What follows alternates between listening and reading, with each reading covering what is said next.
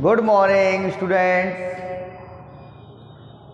मैं Yasir sir from Jha classes Firozabad से आप सभी स्टूडेंट्स का झा क्लासेस यूट्यूब चैनल पर स्वागत करता हूं।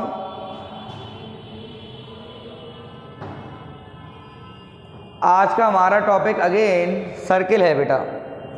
स्टूडेंट सर्किल का आज हम पार्ट 3 पढ़ेंगे।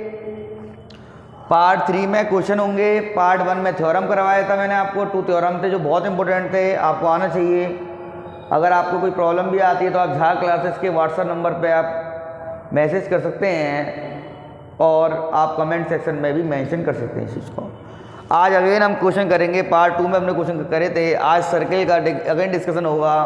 पार्ट 3 क्वेश्चन रेडी है आपके लिए। अ क्वाड्रिलेटरल ABCD इज ड्रॉन। एक क्वाड्रिलेटरल ABCD को ड्रॉ करा गया टू सर्कमस्क्राइब, जो अपने अंदर क्या बना रहा है, एक सर्कल बना रहा है। जी बिल्कुल, एक सर्कल बना रहा है। तो हमें प्रूव करना है कि AB प्लस CD किसके इक्वल होगा, AD प्लस BC के।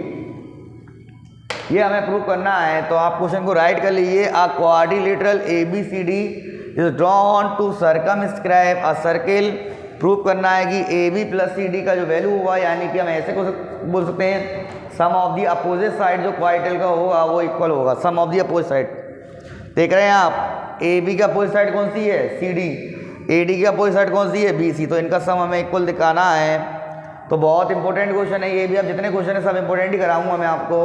और 10th क्लास और एस्पायरिंग स्टूडेंट्स है, कमिंग बोर्ड एग्जाम के लिए आप कर लीजिए तो आप बहुत अच्छा कर सकते हैं। कोई क्वेश्चन आपको सर्किल चैप्टर से नहीं छूटेगा अगर आप कंटिन्यूसली वीडियो को फॉलो करेंगे आप।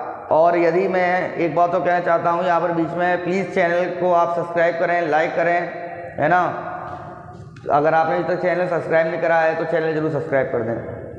चलिए, सो आपने देखा कि एक क्वाड्रिलेटरल के अंदर क्वेश्चन राइट कर ही लिया होगा आपने। चलिए आगे स्टार्ट करते हैं।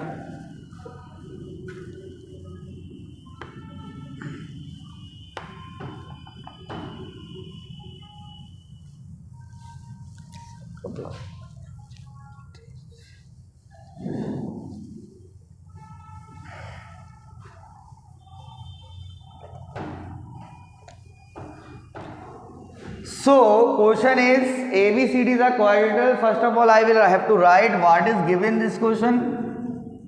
There is a given. What is given? ABCD is a quadrilateral circumscribing a circle. Given ABCD is a quadrilateral. First of all, you will write what is given.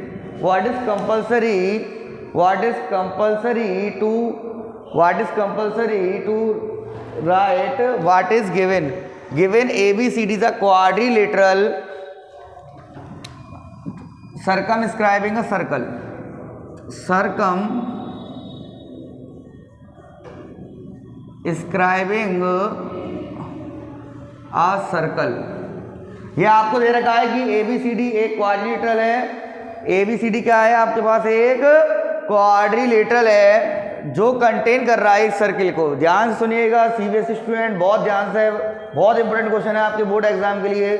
ये आपको गिवन है, मुझे लाना क्या है वो आप जानते ही हैं, मैं आपको बता चुका हूँ। गिवन के बाद हमेशा क्या राइट करते हैं, टू प्रूफ। जी बिल्कुल, टू प्रूफ में आएगा मेरे पास AB प्लस CD। मुझे लाना है किसके इक्वल लाना है जी, AD plus, I have to prove AB plus CD equal to AD plus BC। मेरा गिवन हो गया, टू प्रूव हो गया। मेरा थर्ड स्टेप जो होने वाला है, कंस्ट्रक्शन में ज़रूरत नहीं है वैसे इस क्वेश्चन में, कंस्ट्रक्शन की नीड नहीं है तो कंस्ट्रक्शन रहने देते हैं।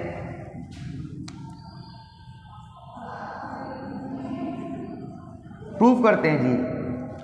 मैंने आपको सेकंड थ्योरम बताया था कि टेंजेंट एक्सटर्नल पॉइंट से इक्वल होते हैं। आपको शायद याद होगा, length of tangent drawn from external points of a circle are equal. तो याद देखिएगा, ये मैं देख रहा हूँ, मैं ऑब्जर्व कर रहा हूँ, A एक्सटर्नल पॉइंट है, B भी सर्किल के बाहर है, B भी एक्सटर्नल पॉइंट होगा, C भी एक्सटर्नल पॉइंट होगा और D भी एक्सटर्नल पॉइंट होगा।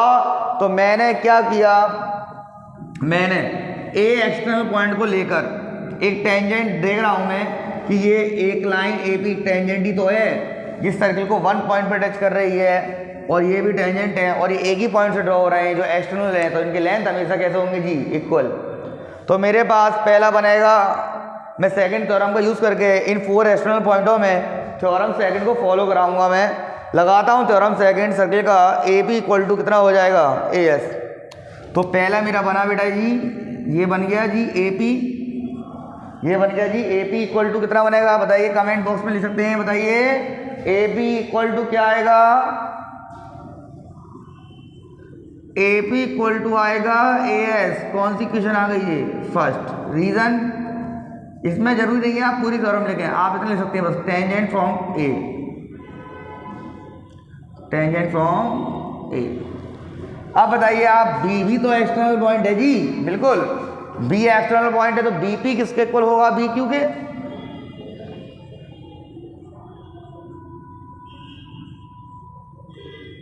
Second equation, reason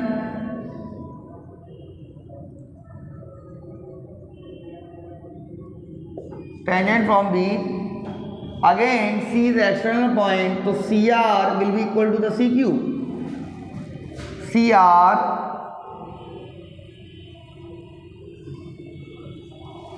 are equal to C Q. Reason why जी, why tangent from C,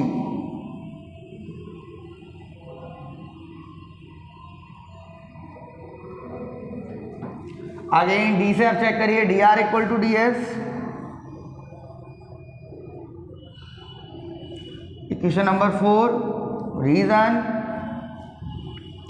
tangent from D,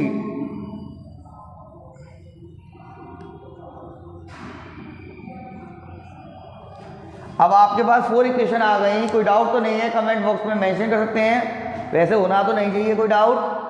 पहला ए एक्सटर्नल पॉइंट है तो ए पी इक्वल टू हो जाएगा A S, B external point है B P equal होगा B Q, C external point है C R equal होगा सी क्यू के, डी एक्सटर्नल पॉइंट है D A D R equal to D S. अब मुझे लाना क्या है जी, मुझे लाना है ए बी। ए बी कब आएगी, जब ए पी में बी पी प्लस होगा। तो आप देख रहे हैं ए पी यहाँ है, यहाँ बी पी है, L H S side, L H S में ए पी है बी पी है, और ए डी बनेगा जब ए एस में डी एस ऐड होगा, आपका ए डी बनेगा जब ए एस में डी एस ऐड होगा, सी डी कब बनेगा जब डी आर में सी आर ऐड होगा। तो आप देख रहे हैं कि एल एच एस साइडों को यदि मैं प्लस कर लेता हूँ और आर एच एस साइड को मैं ऐड कर लेता हूँ तो मेरा आंसर आ सकता है। तो मैंने क्या करा यहाँ पर, यहाँ मैंने लिखा ऑन एडिंग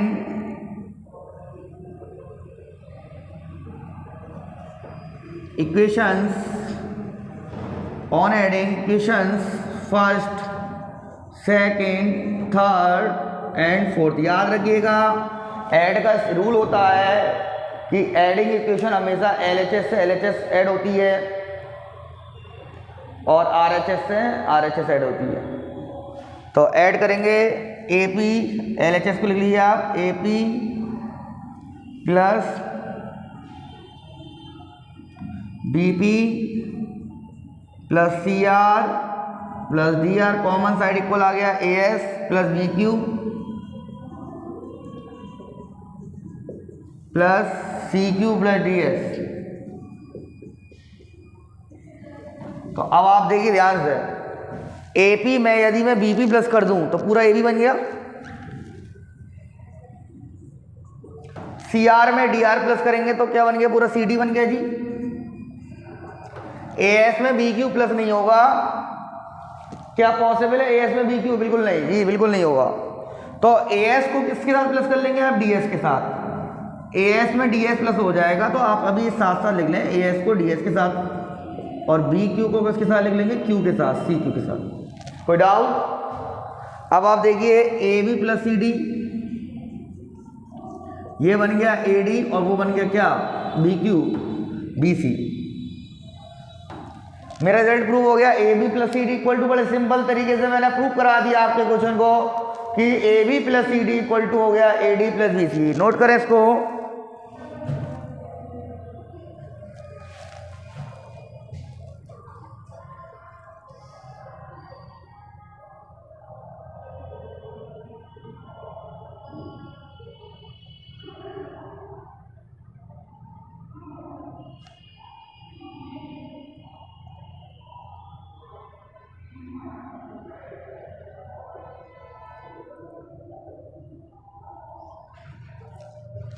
जी। तो रेस करते हैं इस क्वेश्चन को, नेक्स्ट क्वेश्चन की तरफ बढ़ते हैं। इस क्वेश्चन को रेस करते हैं।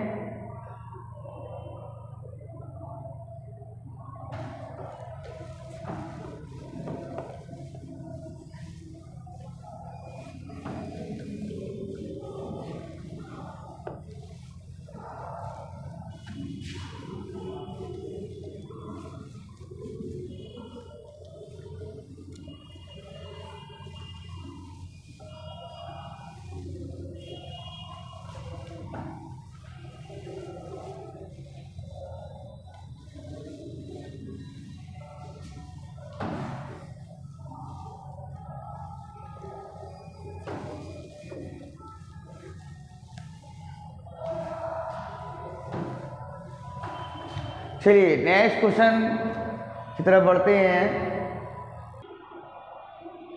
चलिए तो नेक्स्ट क्वेश्चन इज आपके लिए मैं लेके आया हूं इन द गिवन फिगर। ये आपको फिगर दिख रहा है, X Y and X dash Y dash are two parallel tangent. एक टेंजेंट एक्स वाई है जिसका पॉइंट ऑफ कॉन्टैक्ट क्या है जी, P. Second is X dash Y dash जिसका पॉइंट ऑफ कॉन्टैक्ट क्या है, क्यू। ये दोनों टेंजेंट कैसी हैं, पैरेलल हैं। एक सर्किल पे जिसका सेंटर क्या है जी, ओ। एक tangent A B with point of contact सी।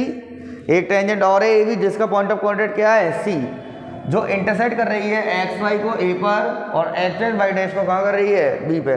तो हमें प्रूव करना है कि जो एंगल ए ओ बी होगा वो हमेशा कितने का होगा, 90। सेंटर पे एंगल बनना है। ये क्वेश्चन इस फॉर्म में भी आ सकता है। ये क्वेश्चन एनसीईआरटी में तो इस तरीके से दे रखा है। आर.डी. शर्मा में अगर आप देखेंगे डियर स्टूडेंट तो इस फॉर्म में मिलेगा आपको, बिना डायग्राम के दे रखा है। उसमें लिखा हुआ है in the intercept of a tangent, the intercept of a tangent between two parallel tangent subtend right angle at the centre. इस फॉर्म में भी ये क्वेश्चन आ सकता है, बहुत इंपॉर्टेंट है इस बार के लिए, कमिंग एग्जाम के लिए। तो मैं क्वेश्चन को भी रफ करता हूँ, डायग्राम छोड़ देता हूँ और सॉल्यूशन कराता हूँ।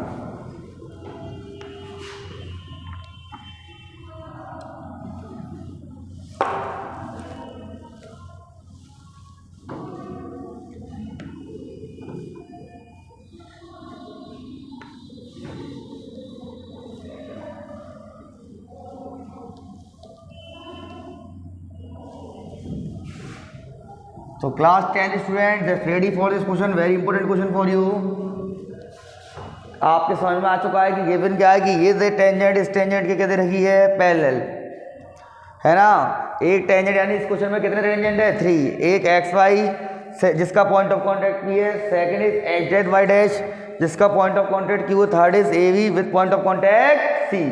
मुझे लाना है ए ओ बी एंगल कितने का दिखाना है जी, 90 का। सबसे पहले मैंने राइट करा यहाँ पर गिवन।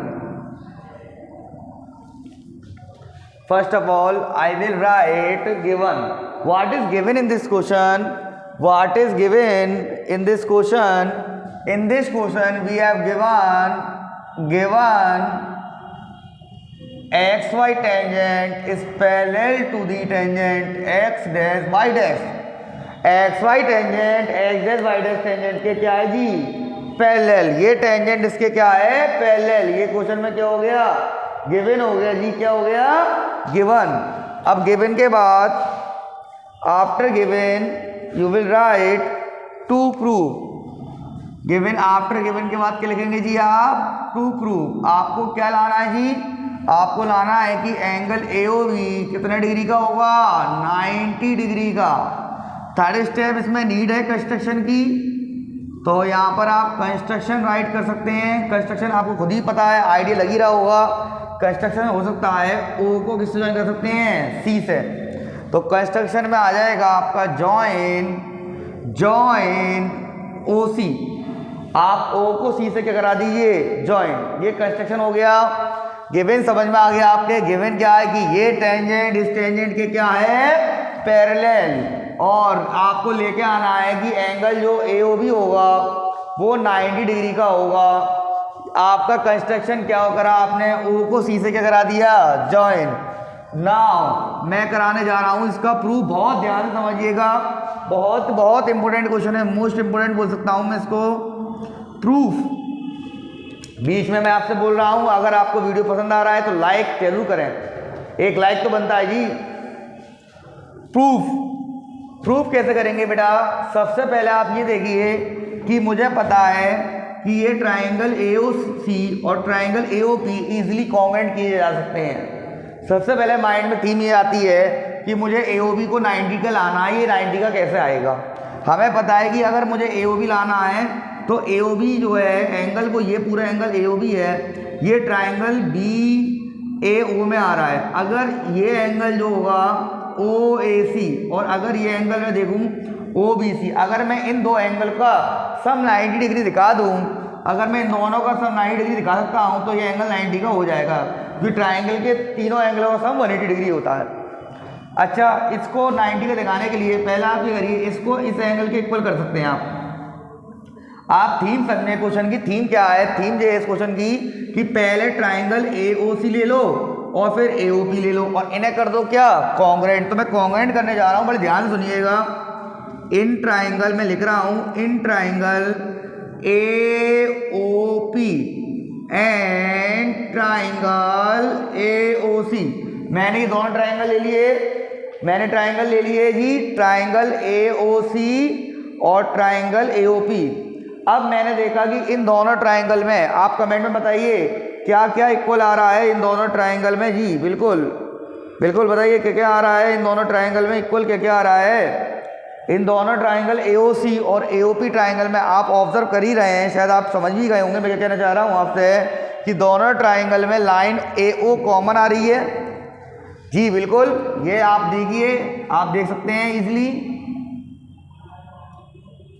आप देखिए ये लाइन मैं हाईलाइट कर रहा हूं, ये लाइन AO इस कॉमन आ रही है दोनों ट्राइंगल में। तो आप लिख सकते हैं AO equal to AO common in both triangle, OA equal to OA होगा बिकॉज ऑफ कॉमन। ये लाइन कॉमन है जी, बिल्कुल कॉमन है जी, बिल्कुल कॉमन है, बिल्कुल कॉमन है, कॉमन है तो इक्वल हो गई। अब OA कॉमन आ गया, इसके बाद आप देख रहे हैं कि A एक्सटर्नल पॉइंट है, ये टेंजेंट है, ये भी टेंजेंट है, एक ही पॉइंट से ड्रॉ हो रहे हैं, इनके लेंथ बराबर होंगे। AC बराबर आपके पास AP और AC बराबर होंगे, तो ट्राइंगल पहले AOP लिखा है तो साइड, ध्यान रखिएगा इस चीज का, बहुत इंपॉर्टेंट बात है। जो ट्राइंगल लिया जाता है साइड और एंगल उसी के लिखे जाते हैं। पहले AOP लिख रहे हैं तो AP साइड लिखे जाएंगे, AP टेंजेंट है, tangent AP equal to the tangent AC, reason tangent from A, tangent from A।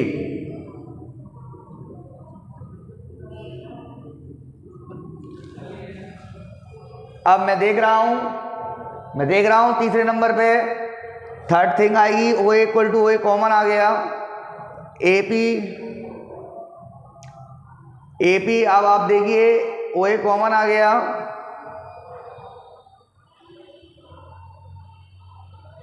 अब थर्ड नंबर पे आप बताइए क्या आएगा। आप देखिए कि ये भी रेडियस है, OP भी रेडियस है, OC भी क्या है? रेडियस। तो आप लिख सकते हैं थर्ड नंबर पर OP इक्वल टू कितना? OC, reason radii of same circle, एक ही सर्कल के रेडियस हैं तो बराबर होंगे जी radii of the same circle.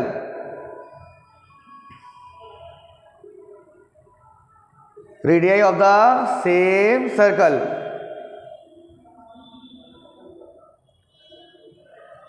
जी। अब आप देख रहे हैं कि इस ट्राइंगल की थ्री साइड अदर ट्राइंगल की थ्री साइड के इक्वल हो गई। आप देख रहे हैं कि इस ट्राइंगल की थ्री साइड अदर ट्राइंगल की थ्री साइड के इक्वल हो रही है। देखिए इस ट्राइंगल की थ्री साइड इस ट्राइंगल की थ्री साइड के क्या हो रही हैं? इक्वल हो रही हैं। तो अगर ऐसा है कि इस ट्राइंगल की थ्री साइड इस ट्राइंगल की थ्री साइड, तो कौन सी कॉन्ग्रुएंसी गैस करिए, कमेंट बॉक्स में लिख सकते हैं। By side side side by S S S triangle triangle triangle जी बिल्कुल triangle AOP is congruent to triangle AOC। एक चीज याद रखिएगा, जरूरी नहीं है सर हम इसमें SSS लगाएं, जरूरी नहीं है कि ट्रिपल S कॉन्ग्रुएंसी लगे, इसमें RHS भी लग सकती थी। अगर आप AOP और AOC में ऐसा कर सकते थे कि ये टेंजेंट है, ये 90 का होगा, ये 90 का हो गया। और ये साइड कॉमन ले सकते थे आप, और ए पी इक्वल टू ए सी मिल जाता। तो इसमें आर एच एस से भी कर सकते हैं आप, क्योंकि उसमें आपको दिखाना पड़ेगा कि ये 90 का एंगल है, वो आप दिखा देना कि टेंजेंट रेडियस में क्या होता है, ये परपेंडिकुलर। तो भाई ऐसे ऐसे समझ में आ गए होगा, ट्राइंगल कॉन्ग्रेंट हो गए। अब आप जानते हैं कि ट्राइंगल कॉन्ग्रेंट होते हैं जी, बिल्कुल। जब ट्राइंगल कॉन्ग्रेंट होते हैं तो उसके करस्पॉन्डिंग एंगल और करस्पॉन्डिंग साइड्स भी कैसी होती हैं, इक्वल होती हैं, बिल्कुल। तो अगर ये ट्राइंगल आपस में कॉन्ग्रेंट होते हैं तो ए वाला एंगल एक इक्वल होगा, ओ वाला एंगल ओ के इक्वल होगा करस्पॉन्डिंग। तो ए वाला एंगल का नाम क्या होगा, ओ ए पी। तो एंगल ओ ए पी बिल्कुल किसके इक्वल मिलेगा आपको, ओ ए सी के। ये हो जाएगा भाई द प्रॉपर्टी ऑफ सीपीसीटी से, corresponding part of congruent triangle से। ये आपको एंगल इक्वल मिल गए दोनों, सीपीसीटी से एंगल इक्वल हो गए दोनों, ये बोथ एंगल इक्वल हो गए by the property of CPCT से दोनों एंगल इक्वल हो गए। अब एक चीज बताइए, जब दोनों एंगल इक्वल होंगे तो मैं इसको अगर मैं x मानूं बेटा, इसको x मानूं तो ये भी x हो जाएगा, है ना। तो मैं लेट करूँ, अगर लेट करूँ इन दोनों एंगल को, तो एंगल ओ ए पी और angle O A C equal to दोनों ही क्या हो जाएंगे, x। जी बिल्कुल x हो गए। अब मुझे क्या बताइए, आप कमेंट बॉक्स में बताइए, जैसे ये दोनों x हैं तो ये दोनों सिमिलरली y हो जाएंगे ना, ये एंगल इसके इक्वल हो जाएगा OBC और OBQ। तो इस किस प्रोसेस से होगा ये जी, सिमिलरली, बिल्कुल। कैसे होगा ये, सिमिलरली। तो यहाँ पर आप राइट कर सकते हैं क्या, सिमिलरली। तो यहाँ पर आप राइट सकते हैं क्या, सिमिलरली। कौन से एंगल इक्वल हो जाएंगे जी, सिमिलरली एंगल OBQ और OBC, OBQ।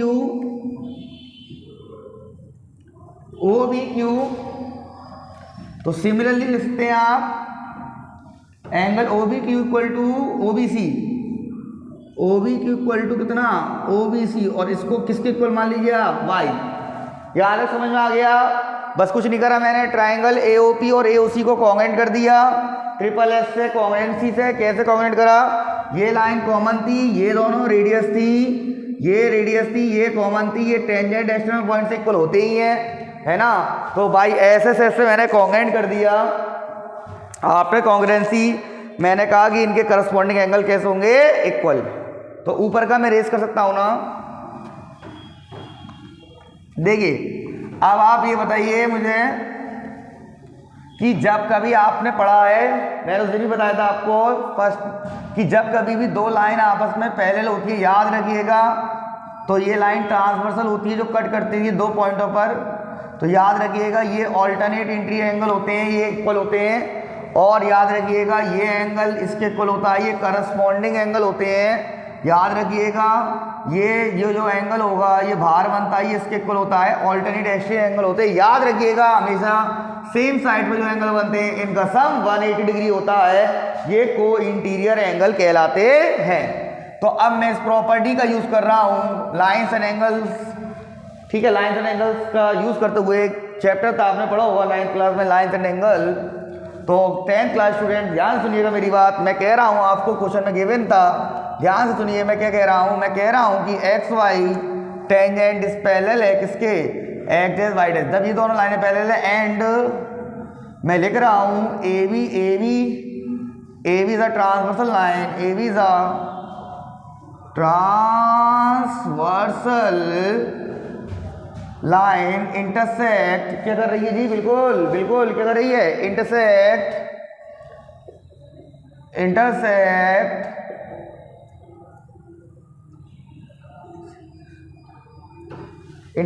एक्स वाई को क्या कर रही है, ए पर intersect X Y at A and X dash Y dash at B respectively. तो आप लगा दीजिए इसमें थ्योरम लाइंस एंड एंगल का, लाइंस एंड एंगल का थ्योरम लगा दीजिए आप कि ये लाइन इसके पैरेलल है, ये ट्रांसवर्सल है। तो ये आप देखिए ये दोनों एंगल सेम साइड पे बन रहे हैं, इनका सम 180 होगा। यानी कि मैं बोल सकता हूँ एंगल पी ए बी, मैं कह सकता हूँ कि angle P A B plus angle Q B A equal to 180 degree होगा, reason by co interior angle. जी बिल्कुल, को इंटीरियर एंगल होते हैं ये।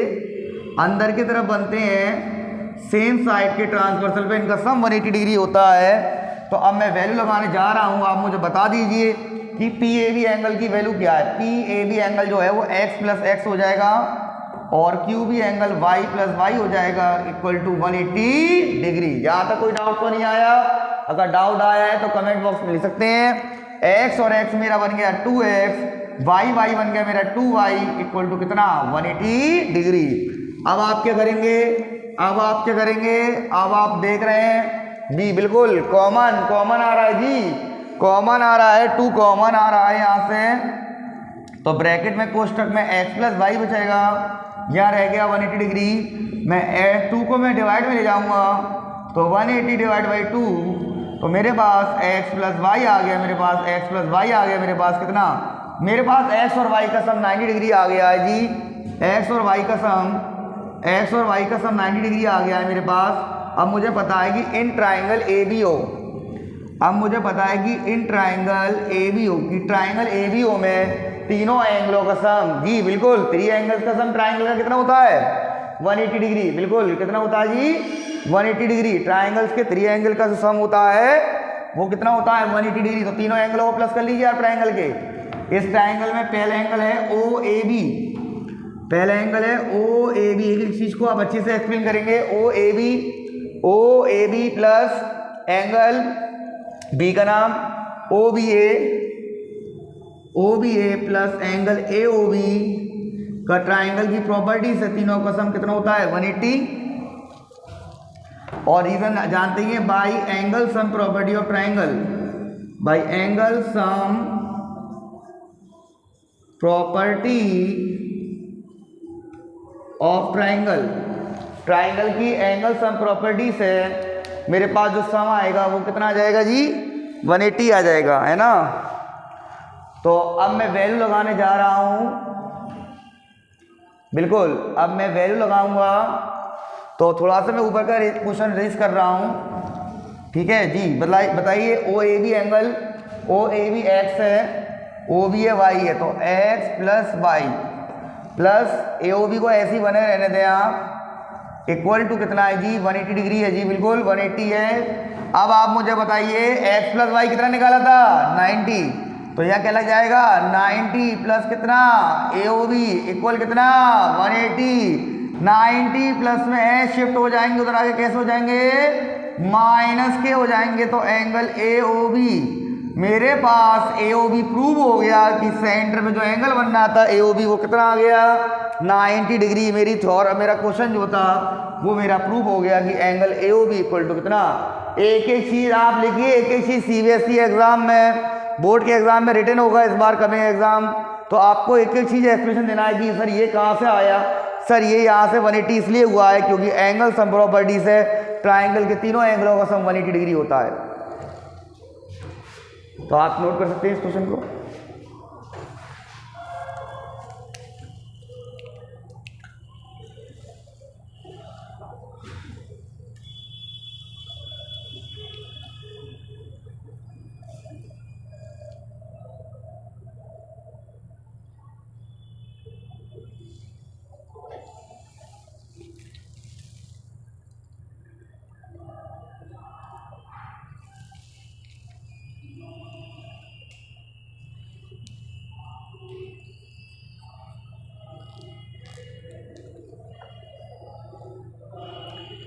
नोट कर सकते हैं आप।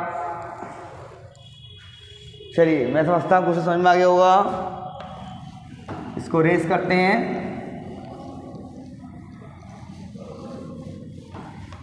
कोई अगर डाउट आता है तो कमेंट बॉक्स में आप लिख सकते हैं।